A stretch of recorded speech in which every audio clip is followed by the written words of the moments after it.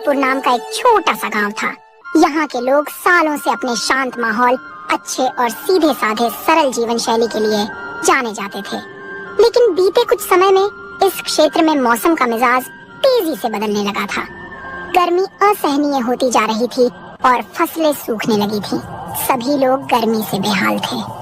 फिर भी गांव के लोग एक दूसरे की मदद करते हुए जीवन चलाने की कोशिश करते।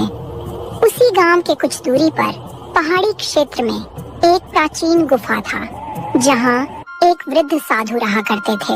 उनके बारे में कहा जाता था कि वे इंद्रियों पर नियंत्रण रखने वाले बड़े ही दयालु और अनुभवी साधु हैं। कुछ लोगों ने उन्हें साधु और कुछ ने फकीर भी समझा, लेकिन असल में वे एक व्यक्ति ही थे। उनका नाम महात्मा शिवानंद था, जो वर्षों से तपस्या कर रहे थे। वे अपने दिव्य तप से पहाड़ की उग्र जलवायु को भी सहन कर लेते थे, किंतु इस बार मौसम इतना विकराल रूप ले चुका था कि उनकी सहन शक्ति भी चूकने लगी थी। हे प्रभु, यह कैसी अग्नि परीक्षा है। मेरे शरीर की समस्त शक्ति मानो सूख सी गई है। इस भीषण गर्मी में भी मैंने सदा उपवास और साधना को ही अपना जीवन बना लिया है, पर अब शरीर जवाब दे रही है। गर्मी से साधु महाराज की हालत खराब होने लगी थी। गुफा के बाहरी हिस्से में सूरज की रोशनी इतनी तीव्र थी कि अगर कोई बाहर खड़ा होता तो कुछ ही देर में पसीने से लथपथ हो जाता।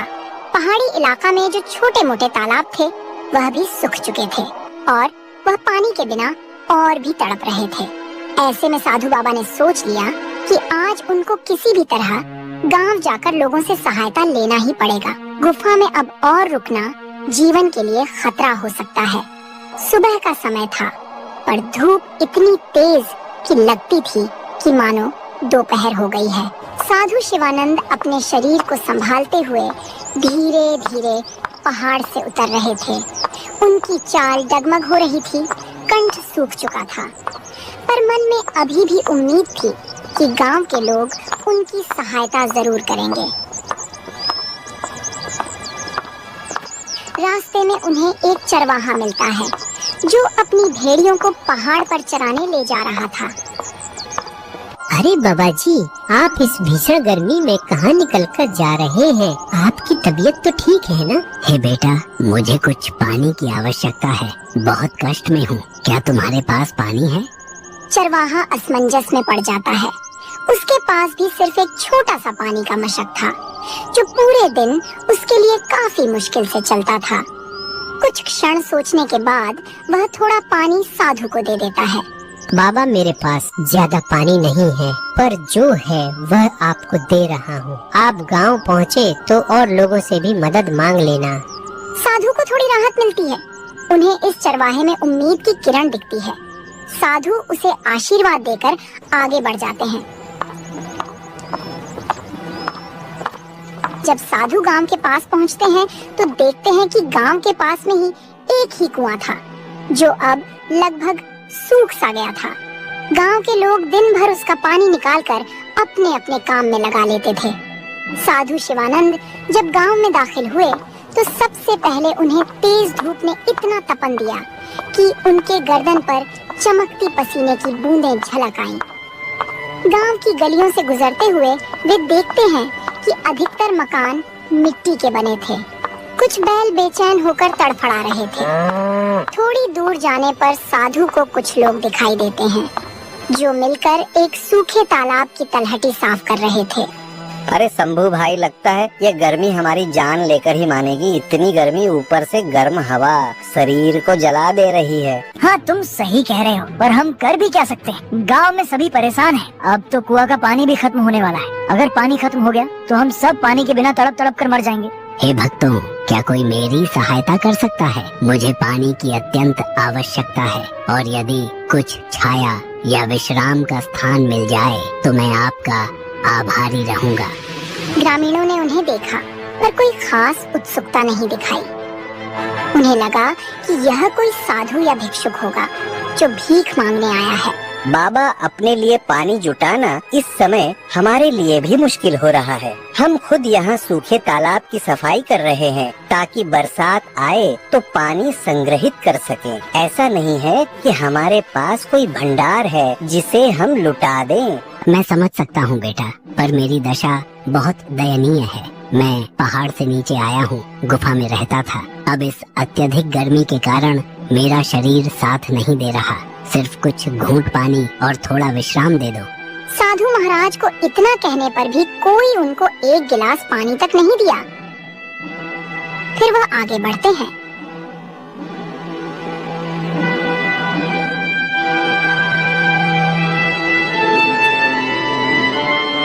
गर्मी से बेहाल मजबूर वह गांव के चौपाल पे जाते हैं, जहां लोग इकट्ठे होकर बैठते थे। चौपाल के बीच में एक बड़ा वृक्ष था, जिसकी छाया ही कुछ राहत देती थी। साधु उसी छाया की ओर बढ़े, लेकिन वहाँ पहले से ही कुछ लोग बैठे थे और गर्मी से बचने की कोशिश कर रहे थे। बच्चों, मुझे कुछ समय के लिए इस छाया में बैठने दीजिए और हो सके तो एक लोटा पानी दे दो। मुझे बहुत जोर की प्यास लगी है। चौपाल पर बैठे व्यक्ति बाबा का मजाक बनाते हुए बोलते हैं, बाबा, पानी की किल्लत सबको है, फिर भी अगर आपको बैठना है तो किसी कोने में बैठ जाएं, लेकिन हमसे ज्यादा उम्मीद न रखिए। फिर भी आप तो साधु हैं, आपको पानी की क्या जरूरत? आप तपस्या कीजिए, आपको तो भगवान पहले ही इतनी शक्ति दिए हुए है कि आपको पानी की क्या जरूरत। साधु जी शर्मिंदा होकर धीरे से कोने में बैठ गए। वह अत्यधिक थकान महसूस कर रहे थे। उन्हें आशा थी कि शायद कोई और उनको पहचान लेगा या मदद करेगा, लेकिन गांव वालों के बीच एक अजीब तरह का अविश्वास लग रहा था। उन्हें लगा कि साधु धोखा देने आया है या कुछ मांगने आया है, जिसे वे पूरा नहीं कर पाएंगे। कुछ देर बाद गांव का मुखिया वहां आता है। वह एक तगड़ा ऊंचे कद का व्यक्ति था, चेहरे पर रोबीला भाव और आंखों में कड़ापन। उसका नाम था भगवंत सिंह।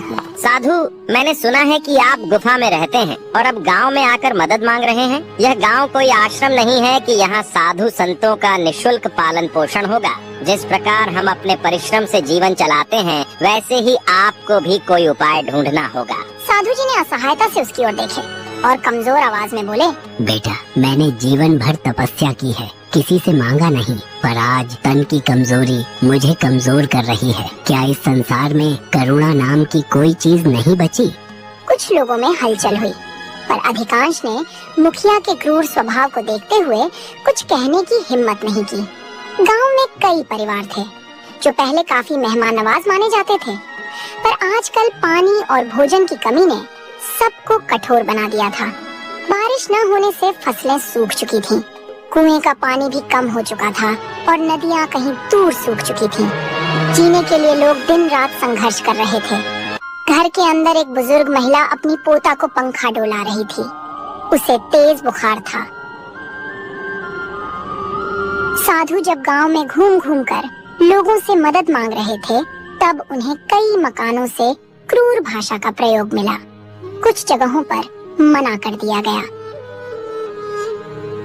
तो कहीं उन्हें डांट फटकार सुननी पड़ी। यह सब देखकर साधु के हृदय में बड़ा दुख हुआ। वे सोचने लगे, क्या यही मनुष्यता है? क्या सच में लोग इतने स्वार्थी हो गए हैं कि किसी की सहायता करने में असमर्थ हैं? गर्मी अपना रौद्र रूप, जमीन तप रही थी, हवा गर्म लपटों की तरह चल रही थी। गांव के पशु पक्षी तक तड़प रहे थे।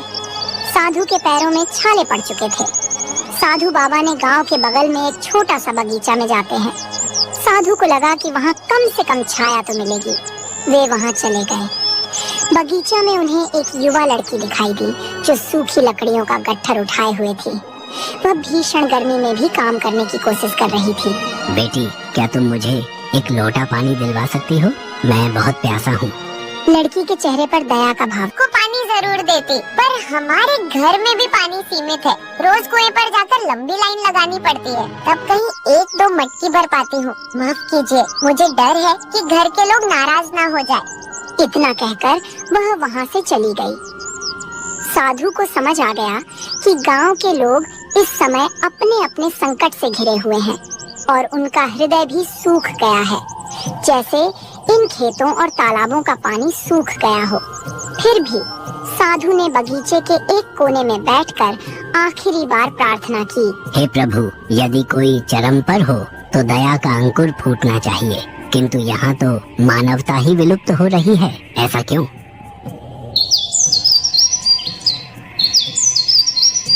अगले कुछ दिन साधु के लिए कठिन साबित हुए।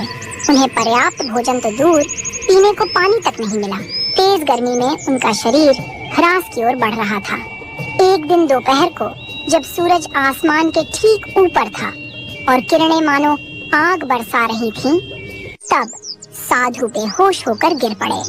गांव वाले इकट्ठा हुए, लेकिन उस वक्त भी उनमें कोई उत्साह या करुणा नहीं थी। मुखिया भगवंत सिंह भी पहुंचा और साधु को देखते ही बोला, इन्हें उठाकर छाया में कर दो, नहीं तो ये मर जाएंगे तो आगे और झंझट खड़ी हो जाएगी। अरे छोड़ो ना, मर भी गए तो क्या फर्क पड़ेगा, एक साधु ही तो है। हम सबको अपनी रोजी रोटी और पानी का जुगाड़ करना है, इनके लिए कौन वक्त बर्बाद करे। चलो चलो भाई, अपने अपने काम में लग जाओ। कुछ ही देर में साधु को थोड़ा होश आया।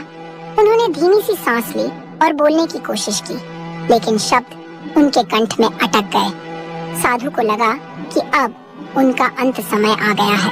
कमजोरी इतनी बढ़ चुकी थी कि उनका शरीर कांप रहा था। उनकी आंखों से आंसू बह निकले। वह धीमी आवाज में भगवान को याद करते हुए बोले, हे राम, मैं अपने अंतिम क्षण में इन लोगों को अपनी ओर से क्षमा देना चाहता हूँ, लेकिन उनका हृदय इतना कठोर हो चुका है कि मैं चाहकर भी उन्हें क्षमा नहीं कर पा रहा। मेरे प्राण निकल रहे हैं, इसलिए मैं इन्हें श्राप देता हूँ कि इस गांव में दिन में इतनी भयानक गर्मी पड़ेगी कि लोग आग में झुलसेंगे और रात में इतनी भीषण सर्दी हो कि लोगों की हड्डियां कांप उठे। यही नहीं, यह चरम मौसम इनके जीवन में भय और बीमारी लाएगा जब तक ये लोग मानवता का पाठ न सीखें। इतना कहकर साधु ने अपने प्राण त्याग दिए। गांव वाले हक्के बक्के रह गए। कुछ को इस श्राप पर हंसी आई तो कुछ लोग निराश हुए। अरे भाई, यह मृतक साधु का श्राप कहाँ लगेगा, सब ढोंग ढकोसला है। चलो चलो अपने काम में लग जाओ, यहाँ अपना टाइम खराब करने से क्या फायदा, साधु था मर गया।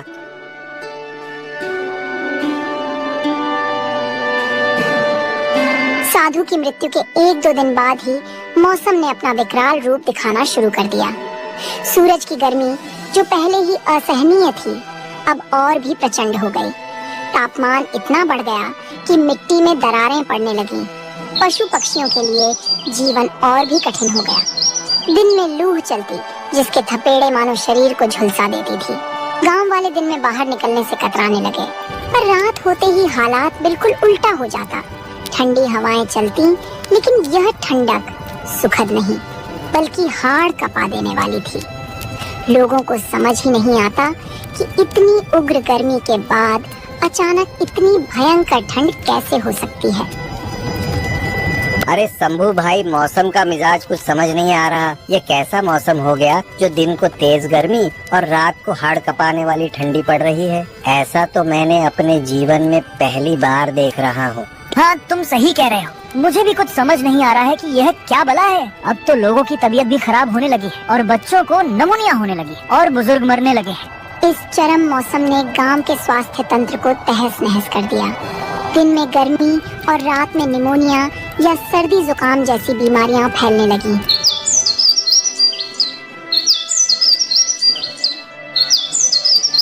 मुखिया भगवंत सिंह ने महसूस किया, हालात हाथ से निकल रहे हैं। दिन के समय कोई खेतों में काम नहीं कर पा रहा, फसलें जल रही हैं, पशु मर रहे हैं, पीने का पानी कम हो रहा है और रात में लोग कांप कांप कर सो नहीं पा रहे। बीमारियां फैल रही हैं, बच्चे बुखार से तप रहे हैं और बूढ़े मर रहे हैं। यह एक मुसीबत है। मुझे इस पर जल्दी कोई फैसला लेना होगा।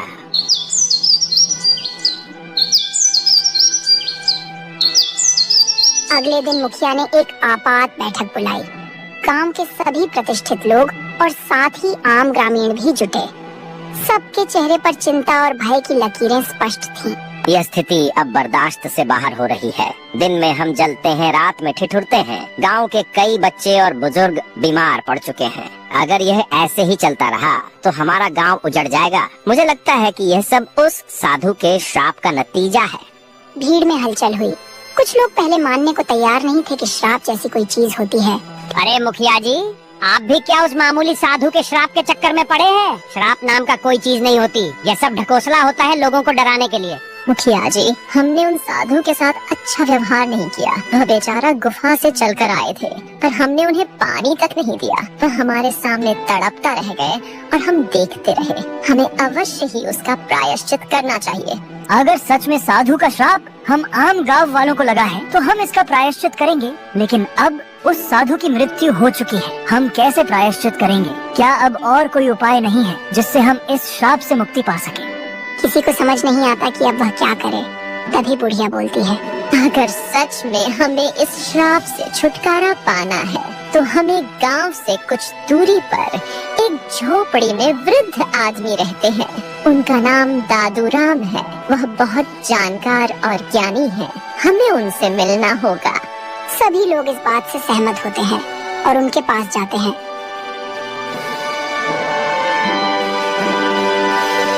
वहाँ जाकर उनको सारी बात बताते हैं। तब दादू राम बोलते हैं, बेटा, मैं उस साधु बाबा को जानता था। वर्षों से सुना था कि वे अपनी तपस्या से अनेक लोगों को लाभ पहुंचा चुके। उनका मन सदा शांत और दयालु था। उनके श्राप का कारण तुम्हारी क्रूरता है। अगर तुम लोग उस क्रूरता का प्रायश्चित करना चाहते हो तो हमें सबसे पहले उनके पार्थिव शरीर को ढूंढकर उनका विधिवत अंतिम संस्कार करना होगा। सुनने में आया है कि वह बगीचा में ही अपने प्राण त्याग दिए थे। लोग उनके बात से सहमत हुए। हाँ, यही उचित होगा। लेकिन क्या इससे सचमुच श्राप समाप्त हो जाएगा? श्राप तभी समाप्त होगा जब हमारी हृदय से मनुष्यत्व लौट आएगा। हमें दयालु और परोपकारी बनना होगा। दूसरों की मदद करने की शपथ लेनी होगी। तभी उनका शांत आत्मा को शांति मिलेगी और हो सकता है कि परमात्मा हमारी सहायता करे।